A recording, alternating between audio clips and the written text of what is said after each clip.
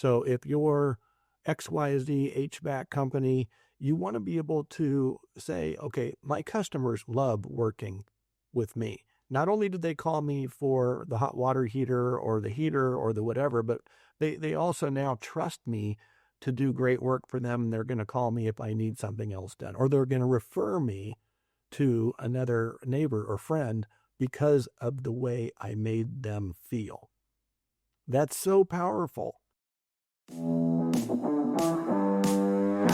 Chad Peterman here, and you are listening to Can't Stop the Growth, a platform for leaders and teams to grow and thrive. We highlight the importance of personal development, pursuing greatness, and always chasing your potential.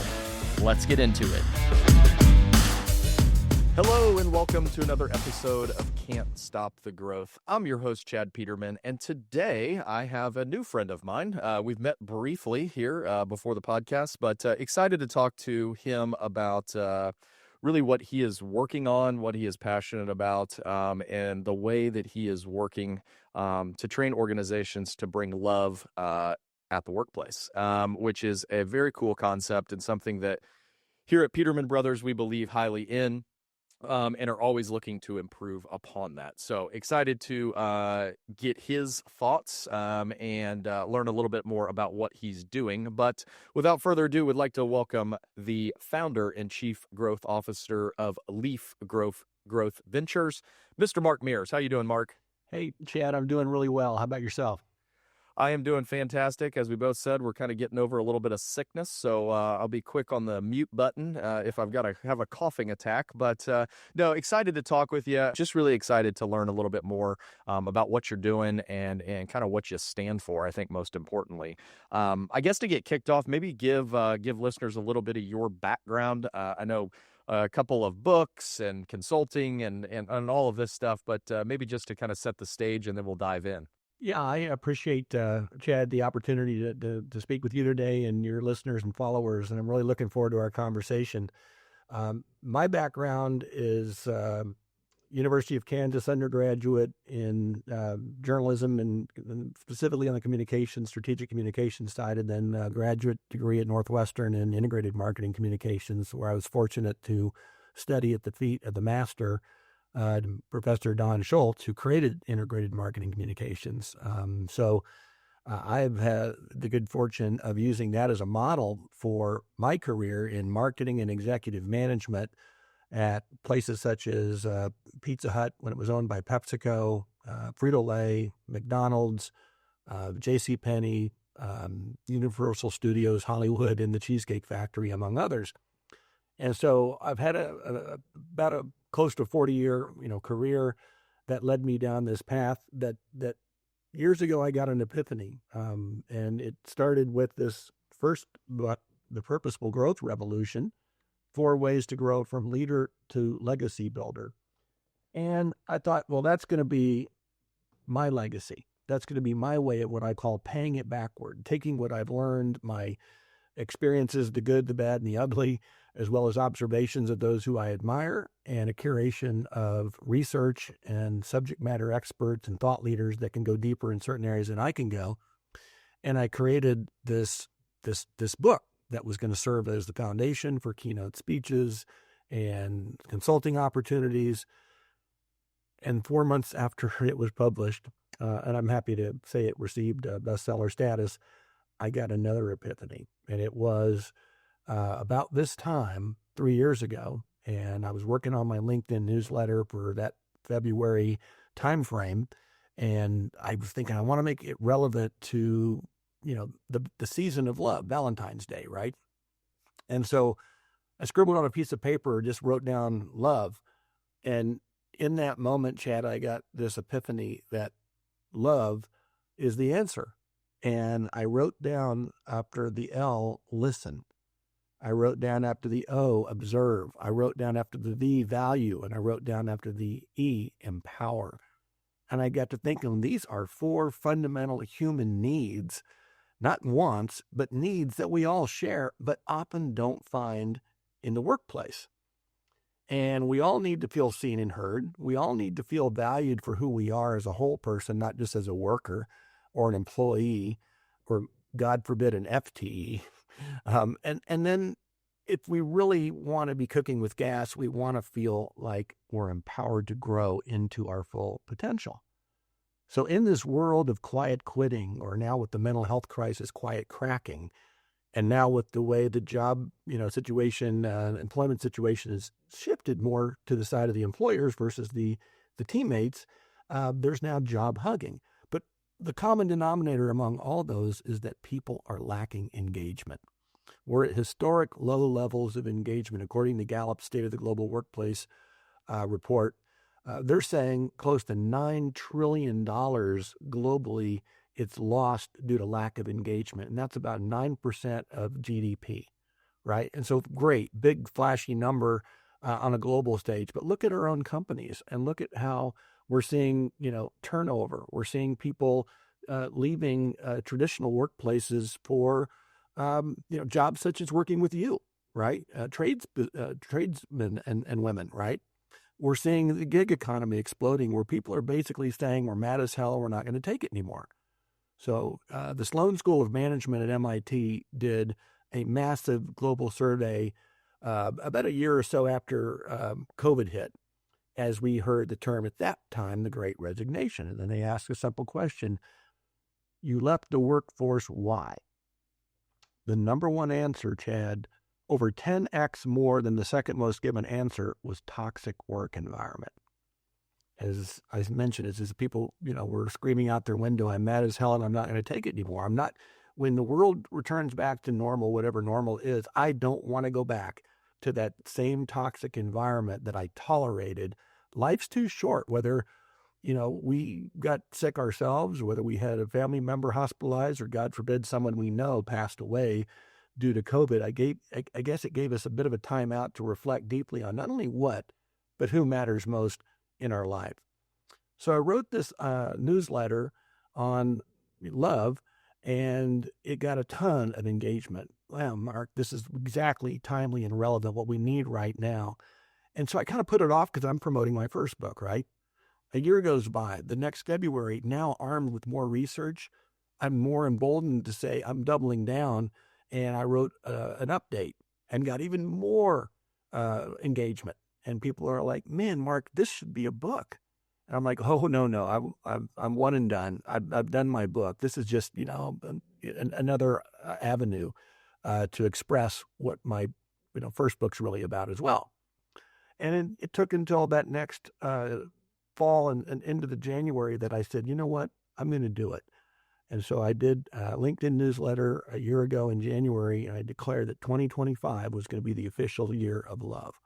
And I'm working on this book, and I got it published last fall. And again, I'm happy to report that it hit bestseller status. So now here we are in 2026, and I've changed it a bit. 2025 was the official year of love, and look what all happened in 2025, right? From geopolitical issues to right here in our own backyard, to divisions among, not only people at work, but family members, right?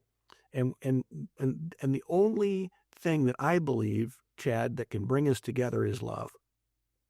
So I wrote this book, and it's really, it can work among all relationships, but as someone who's been a leader in the C-suite for over 20 years, I've seen the good, the bad, and the ugly. I've had wonderful mentors who've walked alongside me and taught me how leadership really should look and feel. And I've had some that were stinkers and that were truly bosses.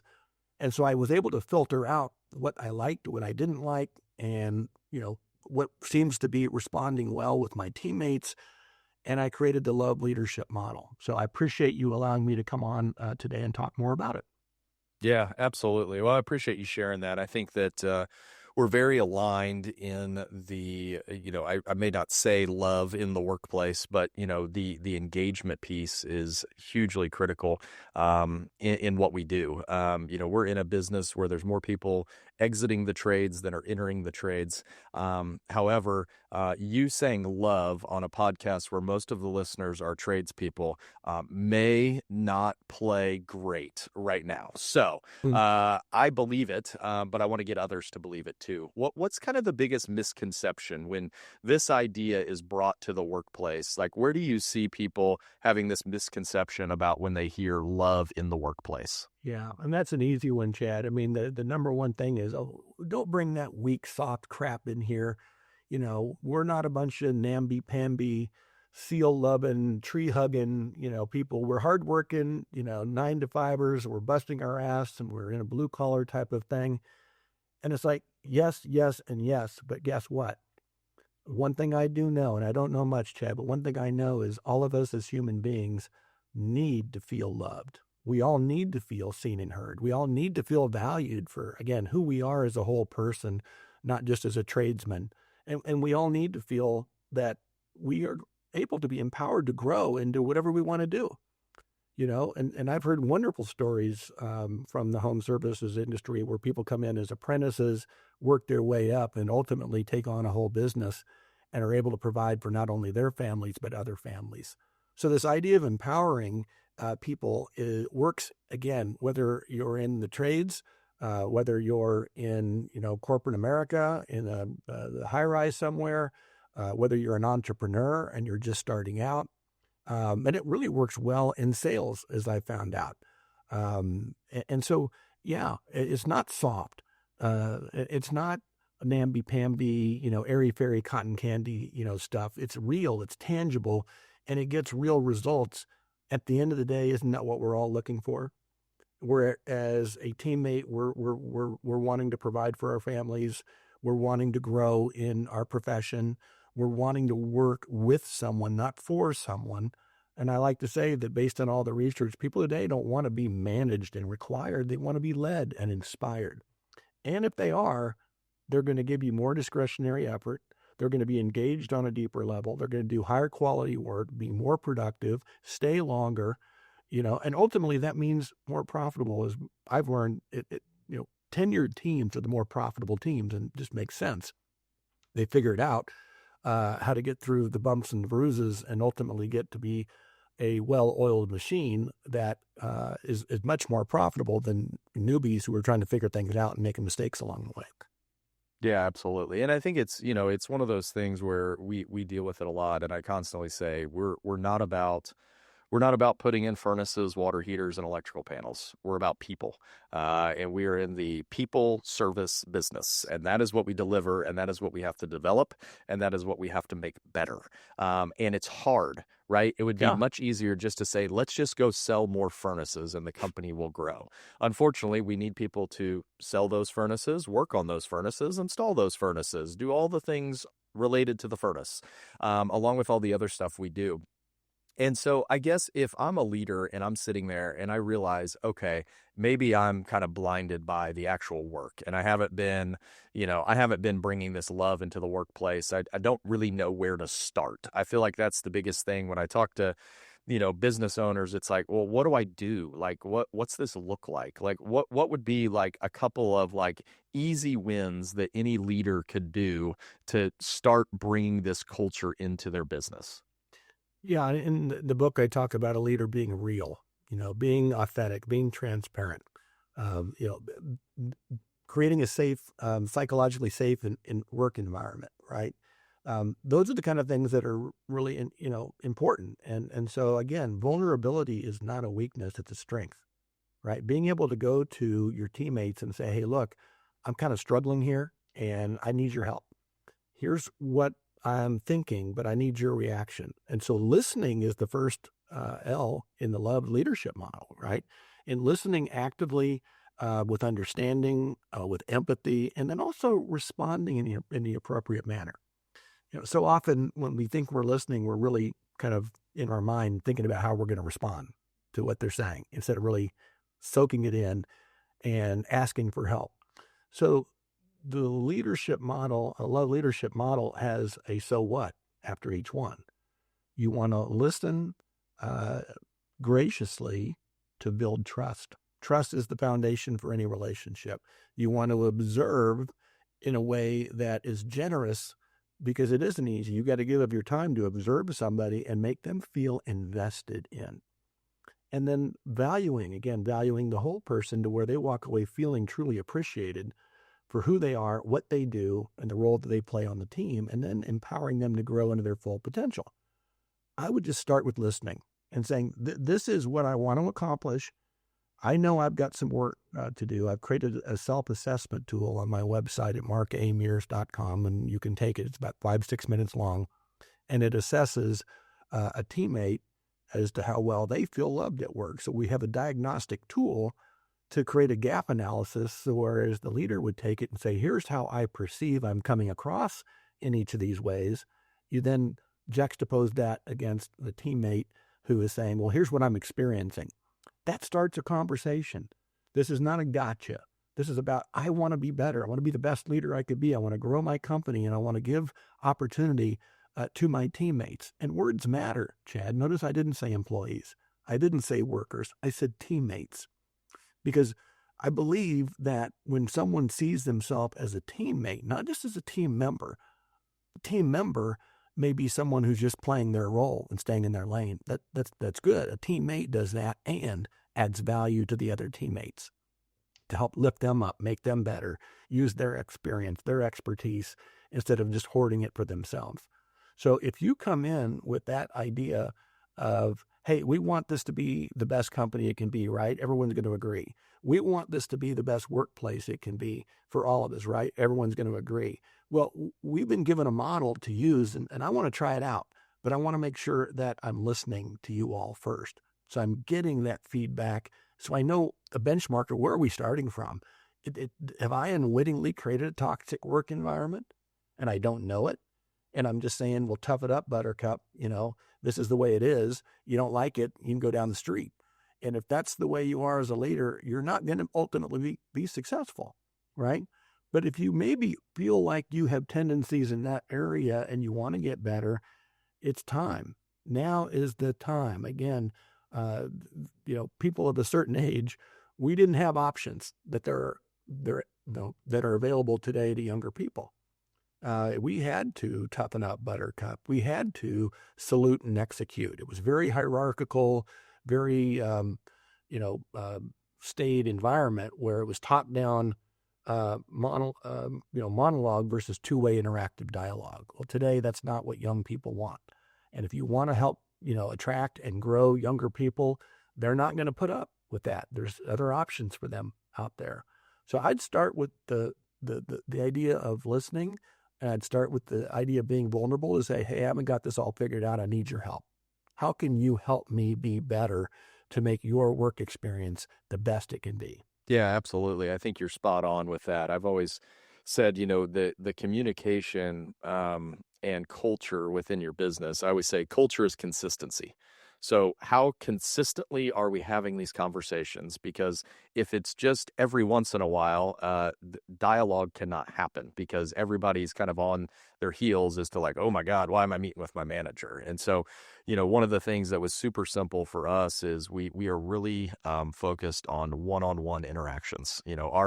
Our field pros are out in their truck by themselves, 90% of the time, doing, all of the things. And it's like managers, we have to be able to sit down with these people and understand, what things that they need help with, where are they struggling, what things are they doing good with, let's praise them for all the great things and offer our assistance if there's things that they're struggling with, because ultimately we get better as a company when they get better. So we have to spend the time with people or they're never going to develop. Yeah. And so I think that's been one of the biggest pushes for us. And, I think it's getting a leader over that hump of like, well, what's a 20-minute conversation actually going to do for the results? And it's like, well, one 20-minute conversation is not going to do a whole lot, but consistent 20-minute conversations over an extended period of time are going to start to get results because you're going to foster that relationship where you are inspiring them. They know you're there to help. You're no longer their manager. You're their, as you say, their teammate. I'm helping you. We want to get things done together. And when you win, we all win. And we can serve more customers. One of the questions I have for you, so I feel like one of the big focuses for us in 26 is accountability. I think that we got too far over on the empowerment pendulum without checking in and holding people accountable. How do you see kind of, I mean, accountability has like the most negative connotation in the face of history. Like, oh my God, someone's going to hold me accountable. How do you kind of see that, bringing love into the workplace and then marrying that with accountability? Yeah, I'm glad you brought that up because so often when people hear this on a surface level, they're thinking, we're just going to let the inmates have the keys, and that's not right. That's not at all. It's a two-way street. So what I use is what I call the mirror test, right? So you got to look at yourself in the mirror and say, as a teammate, what can I do to make my work environment better? What can I do to be better? What can I do to be accountable for the role that I play on the team, right? And so you're hearing a lot about the hybrid workplace as a result of COVID. Now there's people that are working remotely, and they want more of that kind of level of freedom and autonomy, right? That's fine. I'm a big believer, we hear often and people write books about time management. I believe there's such a thing as energy management. And it's like, when you're at your, when your brain is most fertile or when you're at your best, your peak during the times and days. Some people are morning people, some people are evening people, whatever. I know you don't get to do that in the trades business. You have a schedule during the day. So it's a little bit different. But if you're the leader of that group, you understand that I have to hold myself accountable as the leader. And so that I can make sure that I foster an environment where my teammates have the most fertile ground to grow into their full potential. But it is most definitely a two-way street. And I think so often, and you use the word pendulum, so often we go ditch to ditch, and it's you're red or you're blue or you're this and you're that and you're this. And there's a lot of shades of gray in there. But at the end of the day, it's got to be a two-way street. You got to be able to look at someone across the table, but look at yourself in the mirror as well. Yeah, I think that's such a powerful comment in that, I feel like a lot of the times we're sitting there judging the other side or the next generation and all of the things that they don't do that we think they should do. And what I always tell them is I'm like, hey, every generation before you is complaining about you and you're complaining about the next one. Why don't we figure out a way that we can meet people in the middle where, there are more than one way to do things. So we don't always have to do it the old way. And to your point earlier, if we're going to attract people, if we're going to get them engaged, we've got to meet them where they are. What would be your advice for people who really struggle with that? Because I know that is a thing, especially in our industry, where it's like, hey, I'm the 30-year plumber. This is the way we do it. And we work hard and we don't make excuses and all of this stuff. And yet you've got a young, plumber trying to learn the craft. And he's like, I'm not really subscribing to that. Like, what would be your advice to, someone on the team or maybe the leader themselves on kind of how to manage that kind of, being vulnerable, I guess, is the biggest thing about it. Well, I think it's more than being vulnerable. It is that, but it's being open to change. Because so often we get stuck. It's called a comfort zone for a reason. There was a woman named Gina Milishik who wrote a line that I love. It says, "A comfort zone is a beautiful place, but nothing ever grows there."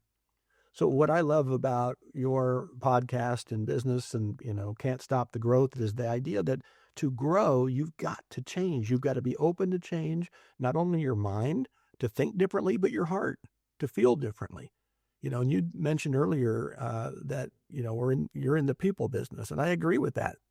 But I'll take it one step further to say, if you want to be successful in the people business, you have to be in the feelings business. And it was the late, great American poet laureate, Maya Angelou, who said, I've learned that people will forget what you said, people will forget what you did, but people will never forget how you made them feel.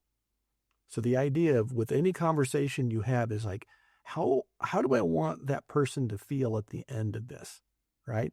So to your question about change, and I've been doing this a certain way, and this is the way things are done. I was taught this way. It worked for me, and you're going to do it my way or the highway. Okay. Well, good luck with that. It's just different today, and use the exact right phrase. You got to meet people where they are, not where you hope they would be, not where you were, but where they are, and bring them along the journey, because your techniques may be 100% spot on, but there's a different way to communicate that versus just that's the way things have always been. And we're always in a mindset of, if I had to do it, you have to do it, this way. It's just paying your dues. Young people today have a different mentality. I've got two 28-year-old daughters, both of them smarter than me, but just have a very different view of, or expectation, I should say, of what work means to them. Well, we all still need to get the work done. So what are we going to do? Wring our hands over it? Or are we going to say, okay, the ground has shifted a bit under our feet. It's different than how I grew up in the business. But now here's my new reality, and what am I going to do to change my mind, my heart, my hands, and my habits to create an environment where people love working with me, not for me, but with me, and within this organization, to where the whole is greater than the sum of its parts. So if you're XYZ HVAC company, you want to be able to say, okay, my customers love working with me. Not only do they call me for the hot water heater or the heater or the whatever, but they also now trust me to do great work for them. They're going to call me if I need something else done, or they're going to refer me to another neighbor or friend because of the way I made them feel. That's so powerful.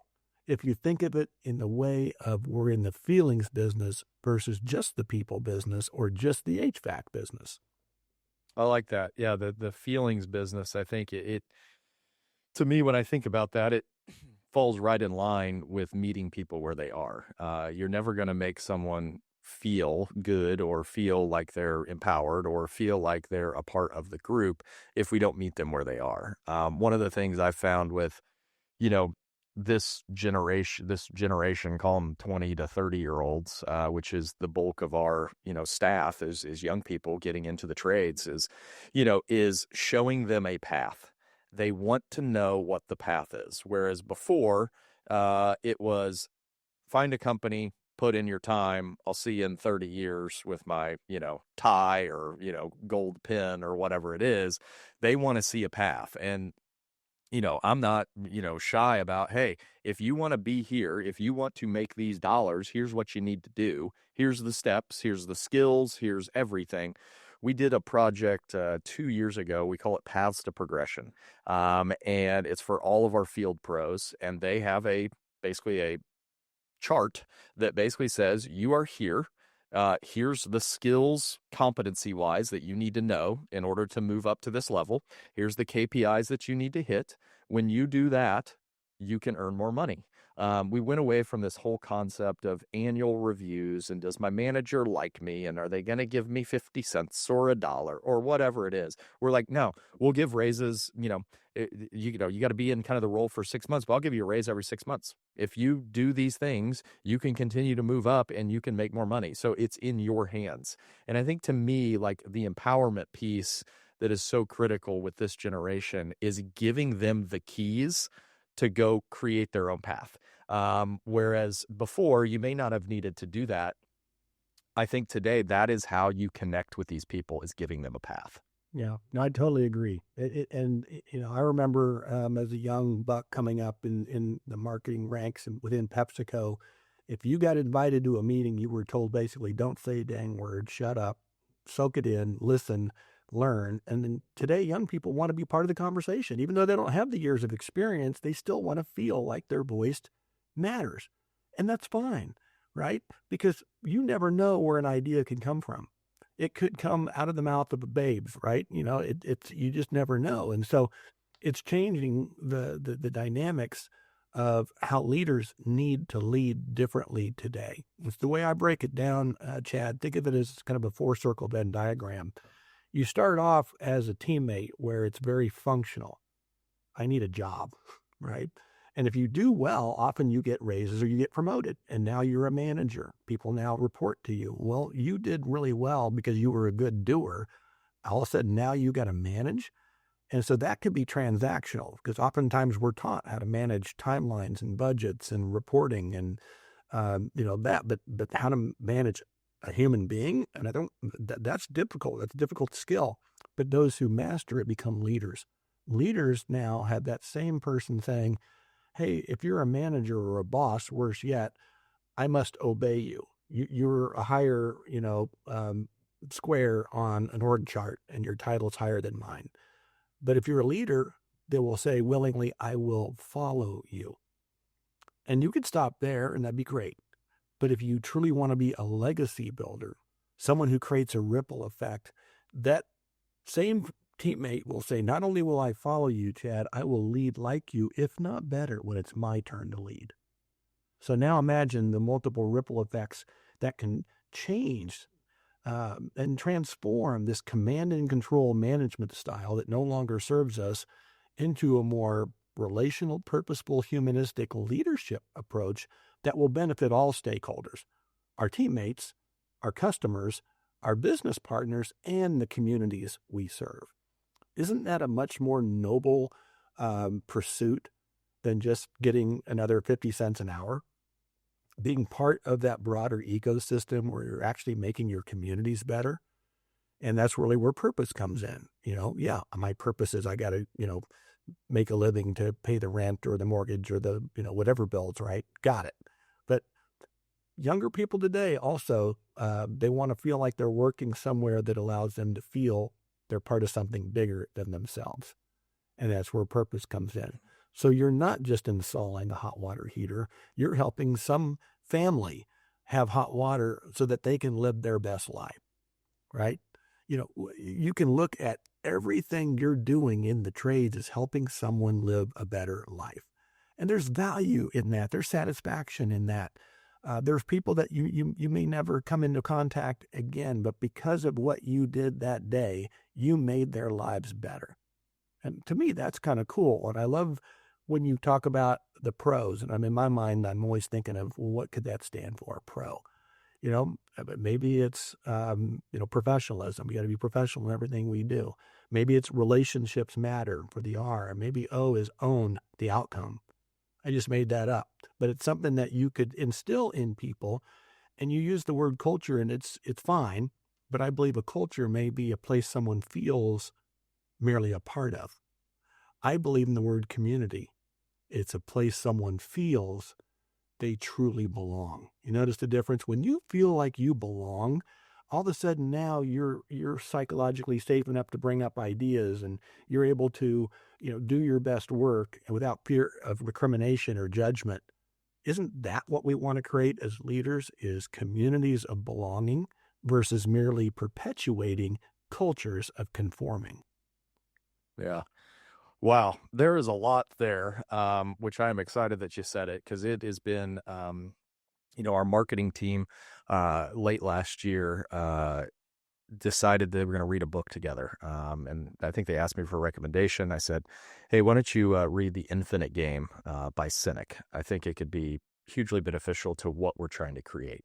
And for the longest time, we were first growing the company, our marketing efforts, our messaging out to the mass public was, this coupon, this discount, this so on and so forth. That's the easy button. But it doesn't create two things. One, it doesn't create customer trust. And two, it doesn't create the culture within inside these walls that we want to have. And so they took on this project. They did a fantastic job. But the kind of overarching kind of like mission statement is service with significance. And in the book, Cynic talks about your just cause. And to you, what you were talking about, what's the purpose? Why are we going out in the blistering cold, the blistering heat? Why are we doing this? And we came up with this just cause of creating a place where trades professionals can grow without limits. And as a result, our communities are stronger because of it. And that is what we are trying to wrap this entire organization around, is this purpose of, if we continue to grow and can provide the service at an exceptional level, we are not just installing equipment. We are literally taking care of people and their families. And as I always say, the world would not be a fun place to live in if your AC and furnace did not work, your indoor plumbing did not work, and your lights didn't turn on. We are important. And I think for so long, the trades have been degraded, and, you're just working with your hands and this, that, and the other. And I think we're starting to see this turn. And I'm like, let's ride this wave with society who's pushing people into the trades and all of this. Like, let's be about it. Let's be kind of the lighthouse of like, hey, yes, this company believes in this, and this is what we're about. And my thought was, hey, it needs to resonate with our people the most, and in turn will resonate with our customers. Because personally, I would want to do business with someone who believes in that, as opposed to just the guy offering the discount and I can get something for cheaper and this, that, and the other. Like, I want something bigger. And I think that's what you're getting at with this whole feeling of legacy. And to me, that is the biggest piece. Like, what are you as a business leader working for? Like, is it more money? Because that's not going to solve your problems. It's not going to make you feel any different. But leaving a legacy is something that we all can be proud of, and something that I think if you really want your business to grow and make an impact, that is what you have to be focused on. Yeah, I love you brought up the word legacy. For me, it's so important. I'm very fortunate to have built a nearly 40-year career working for some of the companies I mentioned, and I could have just retired and rode off into the sunset. But I felt this calling to pay it backward. And I say pay it backward. People say, well, Mark, isn't the phrase pay it forward? And I say no, because I believe, again, words matter. And I like to take things and twist them and turn them and look at them instead of just taking face level or surface level words and just running, like lemmings off a cliff with them, which is why I like teammate versus even team member or an employee. I like community versus culture. I like leader versus boss, and on and on. But the idea of legacy is this idea of paying it backward, because it hit me one day when I'm a growth junkie. And I love that you have the name of your podcast, and Can't Stop the Growth. I love growth in all of its forms: personal, professional, relational, and spiritual. But I'm also a coffee junkie. And so I go to Starbucks through a drive-through, and I've made this a thing. And I'm committed to it. This idea of consistency that you mentioned earlier is that I will pay for the car behind me. So I get up to the window, and I don't know them, they don't know me, but I got to believe in that moment they feel like someone values them, somebody sees them. And I'll ask the barista in the window, hey, can I pay for the car behind me? Oh, that's so nice. And I'll say, but could you do me one favor? And they go, well, sure. Just say, God bless you, your debt has been paid, when you give them their coffee. And so not only did that person receive a cup of coffee or whatever they bought that day, but they received a blessing. And I drive away and I say a silent prayer for them. Again, I don't know them, they don't know me, but I pray that they'll be blessed in some way that day. The ripple effect, the legacy of that one, not random act of kindness, but intentional act of kindness. The barista pops up and says, wow, that's really cool what you just did. The person in the car goes, wow, or people in the car, as it is often the case, that just happened. And then there is something called the law of reciprocity that basically says when someone does something nice for you, you feel a deep-seated urge to do something nice for somebody else, and oftentimes in greater measure. So I'm told that again, intentional act of kindness creates a ripple effect where that person feels led to pay for the car behind them, and the car behind them, and the car behind them. And I'm told that happens. So that's the idea of legacy, is don't wait. People get the word legacy misconstrued, and they think of it as, well, just something you bequeath of value to someone after you're dead and buried. No, I prescribe to the idea of a living legacy. One thing I also know, Chad, and I don't know much, but I think there's two things I said that I do know. And one of them is regardless of our gender, race, creed, color, political affiliation, religious affiliation or not, the one thing I know is each of us has 24 hours in a given day. Not one of us has a minute more or a minute less. We have agency. We have control over how we use that time. And if we're intentional about paying it backward to help others along their growth journey, now you're creating a living legacy where it will have a ripple effect that can create a tsunami of value and worth that's more than any dollar figure you can put on your business. Yeah, I think that's so powerful. When I hear you say living legacy, it's like, how do you create an environment, a community, a culture that inspires everyone to live out that living legacy? Like, what does that company look like? And what things start to be getting done that, you don't have to be managing people. You don't have to be, browbeating them about all the mistakes they've made, because everybody is truly aligned in this mission of whatever it is that your mission is within your company. I think that's so powerful. I write to my kids every morning. They're 7 and 4, so one day they'll get to see it. But I've written to them ever since they've been born, and it every morning when I open up that notebook, it's thinking about, what are the lessons that I can impart on them. And it's so funny you mentioned the one about we all have the same amount of time in the day, yet some people have done unbelievable things with their time. And I wrote to my kids about this literally 2 days ago, about, hey, everybody has the same amount of time. What are you using yours for today? And I think that's so powerful when we think about, what is it that we're truly here to do? Yes, there is business. We spend a lot of our times here. But I always think about kind of this, work-life purpose. Like, I need to be doing the same things at work that I want to do in my free time. And hopefully that's making an impact on whoever it is that I come in contact with. Yeah, no, I love that. And then that, discipline of writing to your kids, that's a gift, man. That's an amazing gift. And what a great idea for other listeners out there. You mentioned work-life purpose, which I think is great. And oftentimes we hear of work-life balance, and I'm here to tell you, after almost 40 years of grinding in corporate America, I've never found balance, and it's a myth that we have been sold for so many years. But I think again today, not only young people, but all of us really should shift that paradigm. Instead of it being, work-life balance, flip it on its head and be life, work, purpose. So putting life in front of work's not a bad thing. I mean, at the end of the day, no one, it's the relationships we make. It's that is the glue that will bind us together, are those we love and those who love us. Everything else is paying bills, right? But if you work with a firm that allows you to grow into your purpose, that is really where you're like, hey, instead of, again, 24 hours in a day, think about it in a third. We sleep about a third, some more, some less. We work about a third, and we live about a third.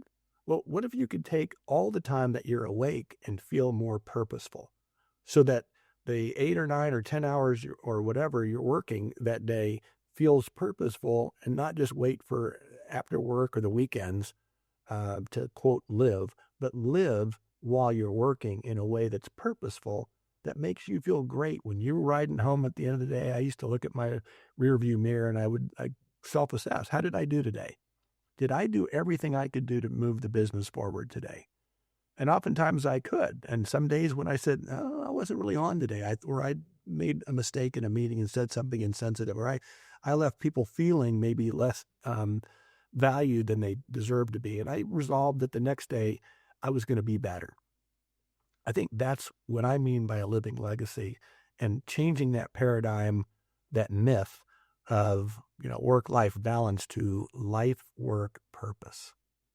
Yeah, I love that. Well, thank you for sharing that. That's I've never looked at it that way, but I'm excited to look at it that way from now on. And I'm going to what you came up with on the spot for me, the Field Pro. piece is something that I'm going to definitely use, because that has been a push for us. Our COO came in and he was like, why do we call them techs? Like, that just seems, I don't like it. What about field professional?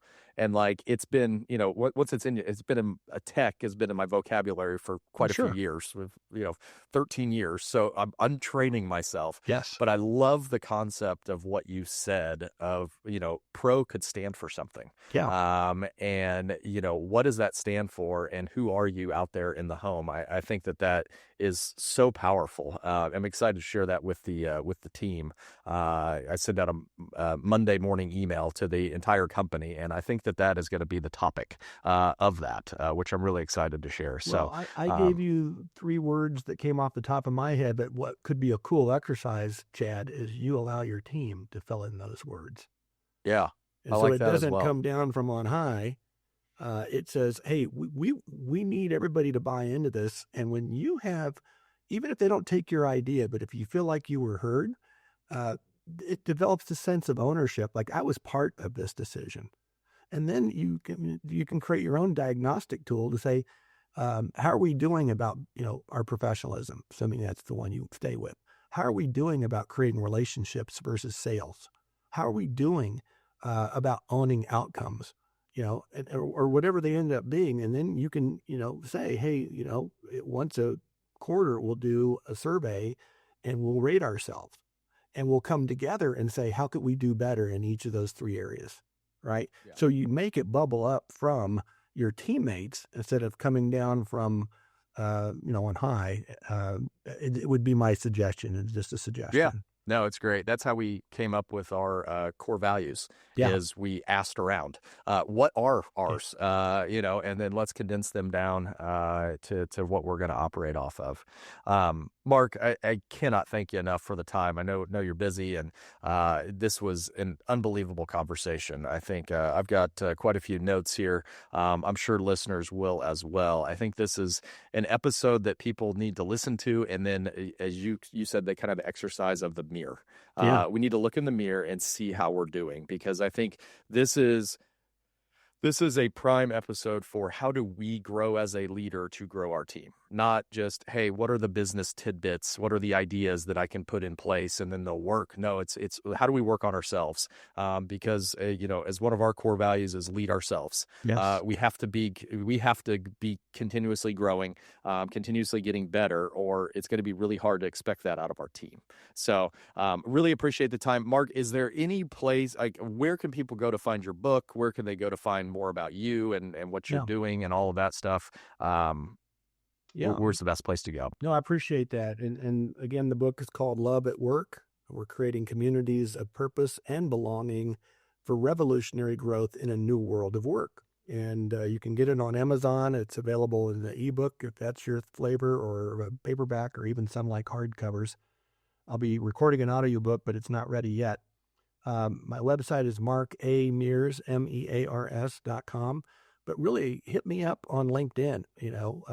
Follow me, I'll follow you. Let's get connected, because I want to learn from you. I don't have all the answers, but as someone who's a growth junkie, I have a voracious appetite for learning and growing myself. And so I would love to connect with you and see how I can possibly be of service to you in helping you not be able to stop the growth, but keep that growth going steadily every quarter, every year, where you're creating a legacy, a living legacy for your teammates to not only follow, but lead like you, if not better, when it's their turn to lead. Absolutely. Well, thanks again, Mark. Listeners, definitely reach out and connect. I'm sure there's a lot of, a lot more useful information that we can use to build those stronger communities within our own businesses. Thanks again, Mark. My pleasure, Chad. Thank you. Thanks for tuning in. If you'd like to connect with me personally, you can find me at chadmpeterman.com. To see what our team's up to, you can visit petermanbros.com. Don't forget to check out the YouTube channel and consider joining the CSTG Arena. As always, keep growing out there.